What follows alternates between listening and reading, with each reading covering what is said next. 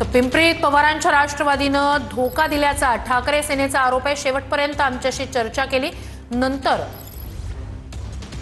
अजित पवारांसोबत घरोबा केला। ठाकरेंचे माजी आमदार गौतम चाबुकस्वार यांनी हा आरोप केलाय।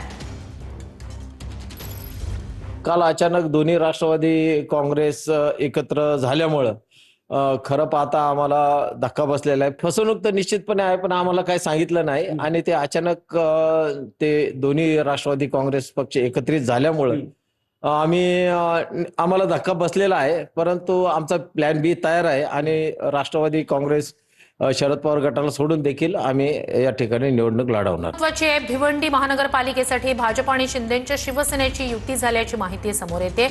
तर जागा वाटपाचा फॉर्म्युलाही इथला ठरलाय। भाजप 30 आणि शिवसेना 20 जागांवर लढणार आहे। तर भिवंडी महानगरपालिकेसाठी भाजप आणि शिवसेना शिंदे पक्षाची युती झालेली आहे।